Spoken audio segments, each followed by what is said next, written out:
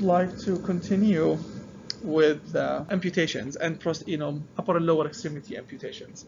And the thing that we did last time, we talked about types of amputations, and we talked about the clinical practices, 10-minute walk or 3-minute walk, and the L-shaped test, the timing. So we said that there are some tests that can be done to quantify some parameters. You probably watched the videos about the standards of assistive technology, but I will continue with the clinical practices of rehabilitation engineering.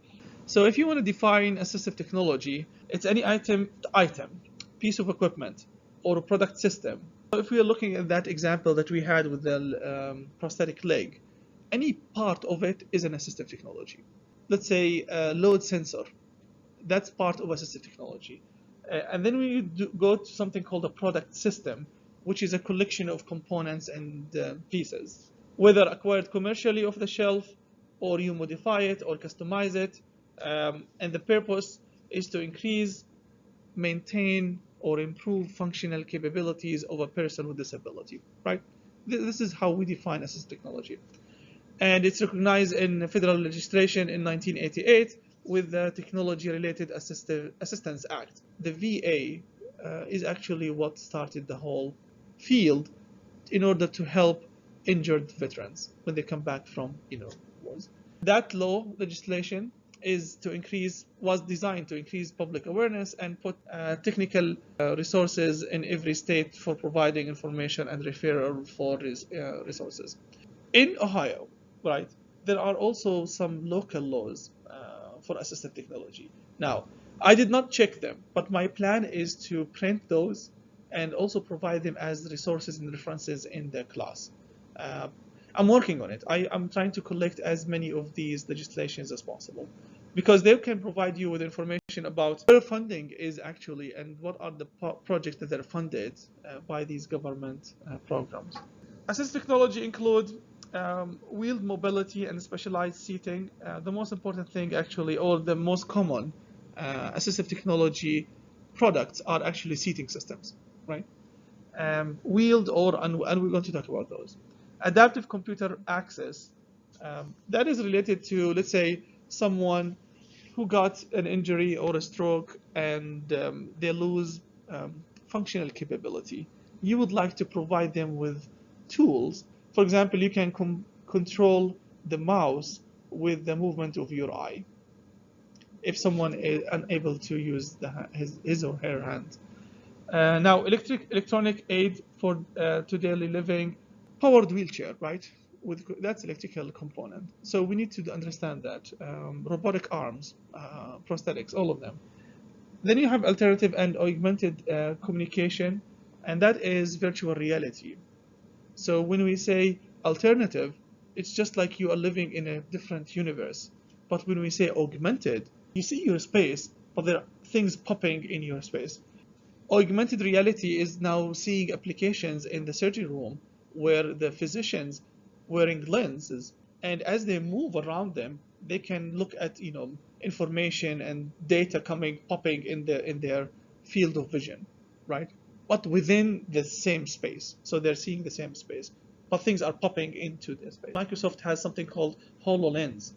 And if you check on your phone and you write HoloLens, you'll see that. This is another assistive technology environment. Home workspace modification. Now, to help people with disability to be comfortable, now we have regulations and building codes, in order to make sure that the environment is friendly and accessible for people with disability. And then you can do vehicle modification and adaptive driving. I know that people who are paralyzed from the waist down, they can have cars that they can control with their hands, right? You don't have to you don't have to press on the paddles. You don't need that. So that's also assistive technology. So if you can see, this is a very wide spectrum. Keep telling everybody, find the medical problem and then trying to find the right technological solution for it. Amazing gear and gadgets. I love to play with those. But what's the key? What's the important thing that we need to achieve? The most important thing is to have a match between you and the technology. So we evaluate with the focus on the patient's goal, and where they live, what do they do, and what is the future that they're looking to build, and then determine the best control methods. You know the joystick?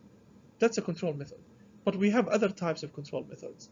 So if someone is completely paralyzed, but they can, talk and speak, we can use something called sip and puff.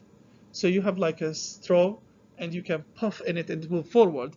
And if you sip, which is positive and negative pressure on that thing, and then it goes forward and backward.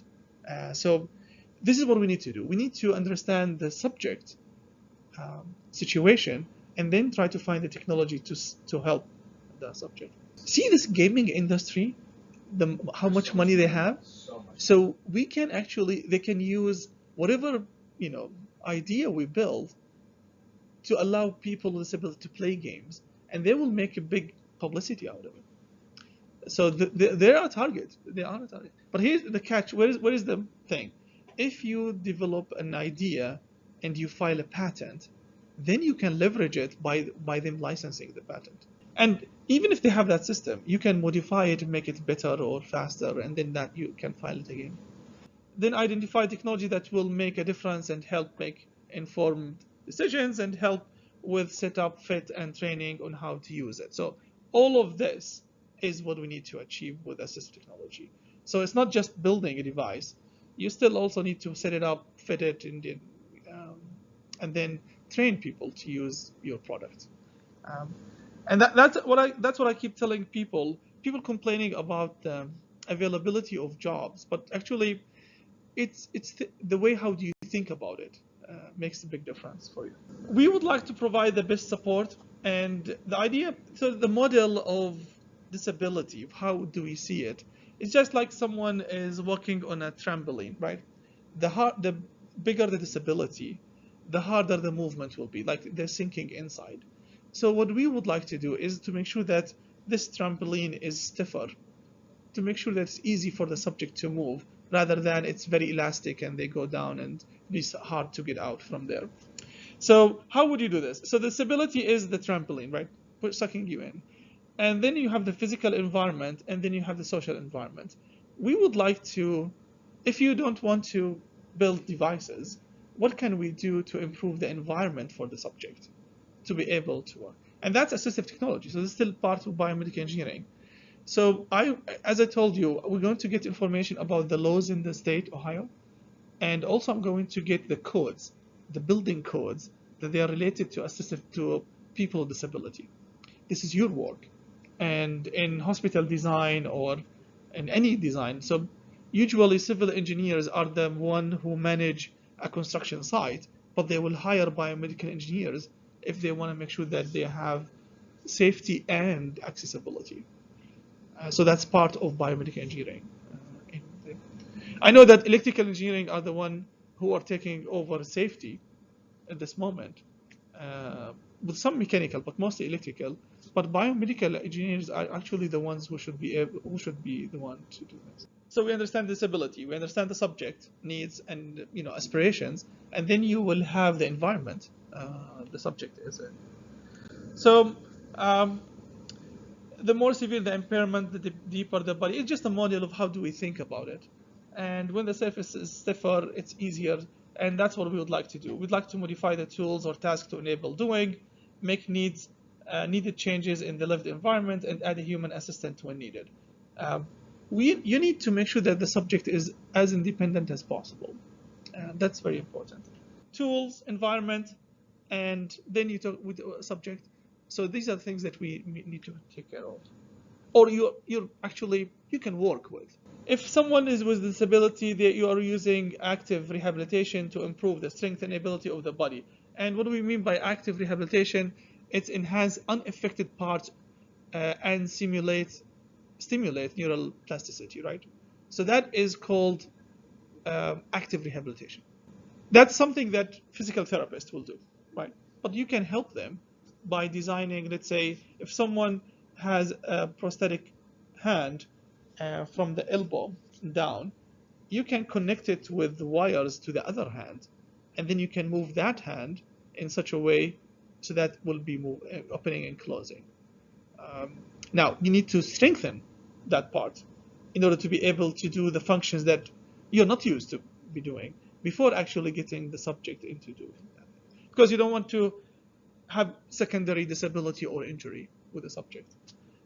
You can modify the environment, learn about the community support, and now community supports are important.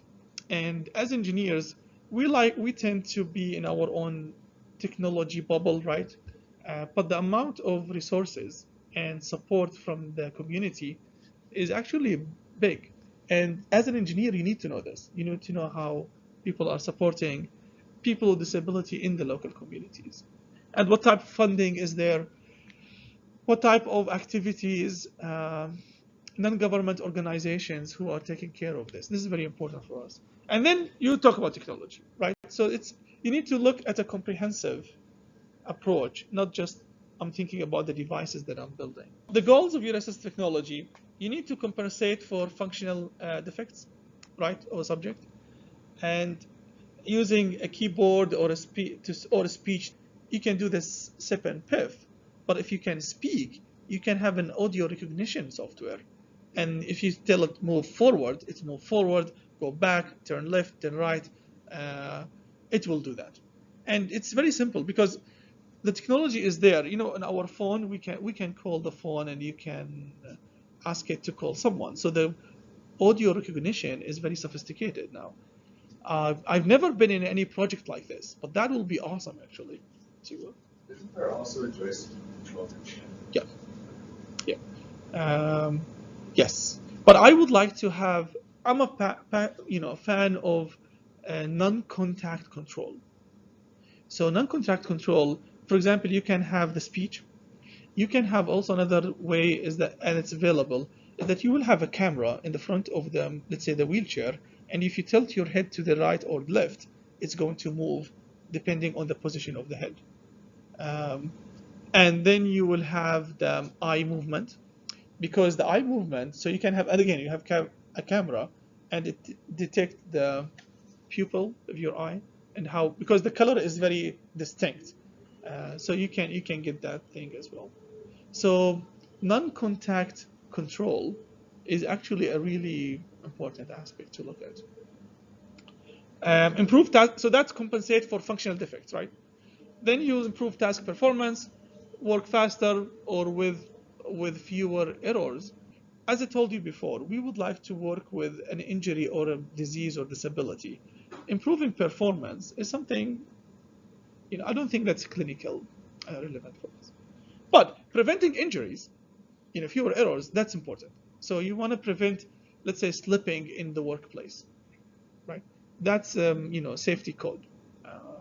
And that's something biomedical engineers should know for manufacturers. Increase control over daily life activities. You would, if someone with disability, you would like him or her to have a way to, let's say, open doors easily, close the doors, how to go bath. So these are the things that you would like to help them. Light sensors are really a good way of doing that.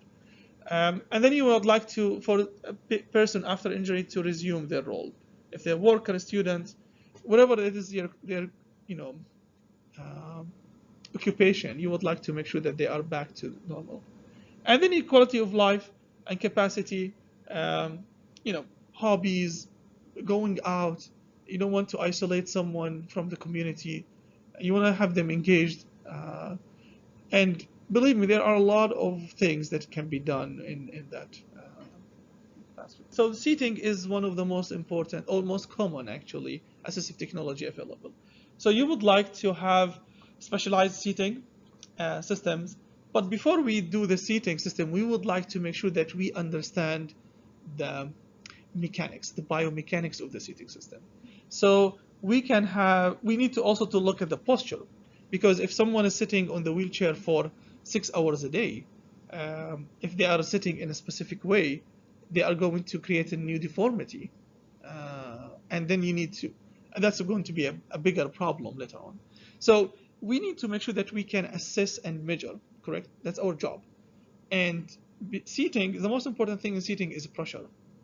And if you can find a way to make sure that you have an even distribution of pressure, That's going to help you to reduce pressure ulcers, right, and posture deformities. And it can help you also ameliorate if someone has something called edema. And edema is where liquids are accumulating in the foot, so it becomes swallowed. So these secondary complications can cause another amputation for the subject, especially with the foot. So we need to be careful. So we need to assess the seating posture, and there are a lot of technologies and simple mats, right, that they can give you pressure distributions, like the force plate that we use. This is for heavy duty force plate and for running and doing sports. But you can have a force plates that they're very simple to do distribution. And we can look at the pressure management. This is important. Pressure actually is one of the leading causes to ulcers and amputations. And the problem is magnified with people with diabetes, because now they're not going to go away, the ulcers. It's going to continuously be infected. Posture support and comfort. And comfort, when you talk about comfort, is you need to make sure that you don't add strain to the skin, because strain is going to cause you the pressure ulcers.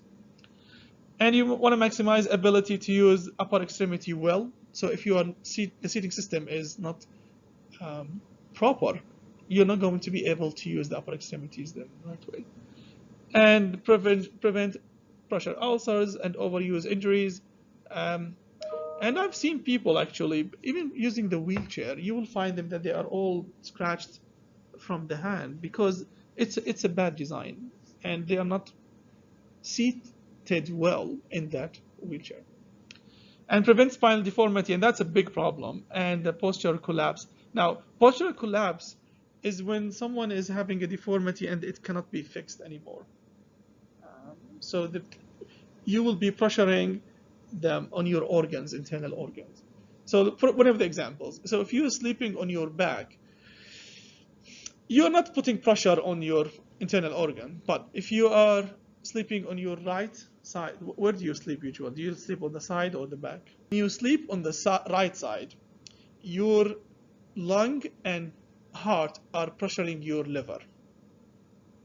When you sleep on the left side, now your liver and lung are pressuring your heart. Now, which one do you want to be in? The best thing is to sleep on your right side, because you want to make sure that the heart is not overworked. It's the muscle that is pumping, it's moving, right? The liver is stationary, so you don't want to pressure the heart. And the thing is that when you build these things, when you have postural collapse, now everything is pressuring down on your stomach and intestines, and that's a big problem, even worse. So it's collapsing on the heart and on the muscle, the thing.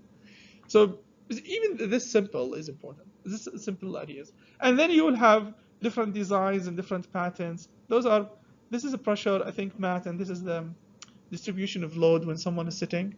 Now this is a seating system to make sure that you are comfortable and you can use your upper extremities well. So yeah, and remember, we do force plates, so we know not force plates, and we know pressure sensors, and this is something is important actually to consider. Now, customizing ultra light manual wheelchairs. That's another thing, that wheelchairs, they're not changing they're still very traditional, right? But we are using now lighter materials and better designs. And wheelchairs, if you want to go to wheelchair design, go to wheelchairs for sports. The one with the tilted wheels, right? That's where actually there's a lot of innovation and resources. It allows independent mobility for the subject, maximize self-propel, effective tool, so accessible seating, social recreational event, and the tool of resuming lifestyle. But the problem with wheelchairs is that, they're effective, they're good actually, but it's becoming now, it's a social effect and the psychological effect of subjects. They don't like to be looking up to people, right? And people look down to them.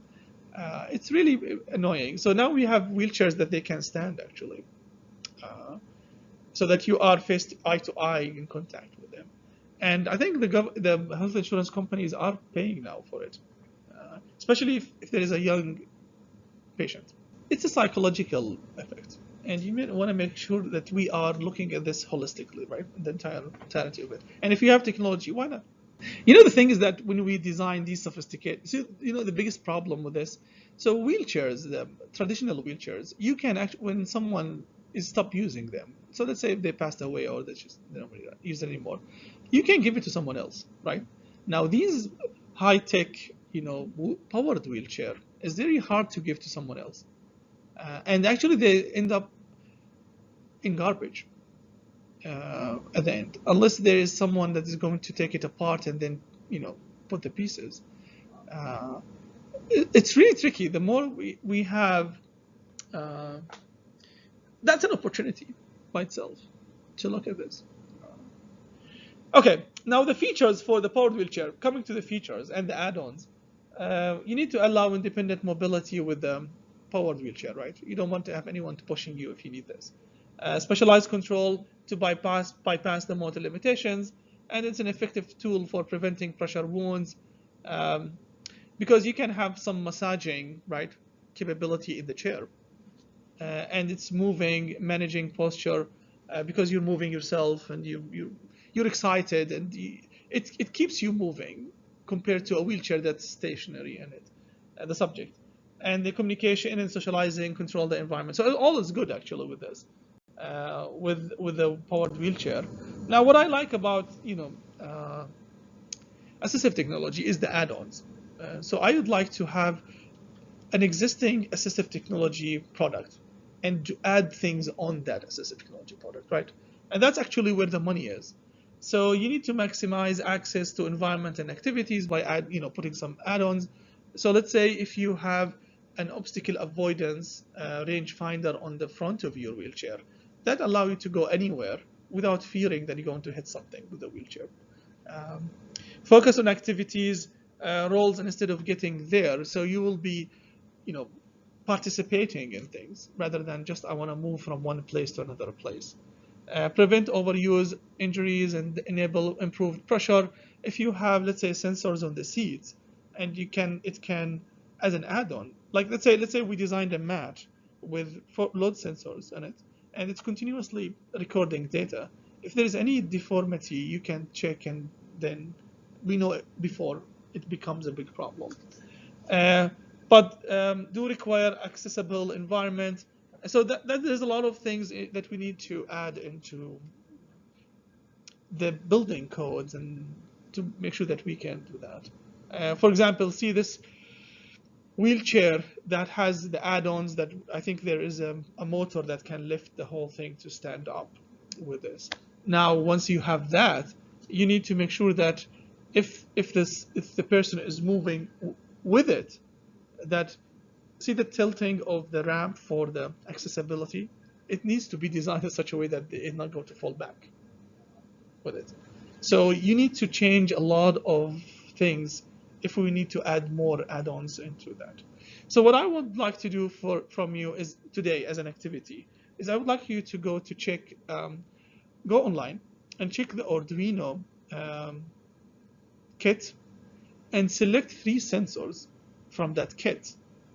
Take a picture of them and see and write how we're going to be using them, so that we can get into more information about what kind of add-ons we can think of. So I want you to find 3 of them. It's the Arduino kit with all the sensors. Select three of these sensors and take a picture of them, and then write just 1 sentence or 2 sentences. How would you use it as an add-on on an existing assistive technology device?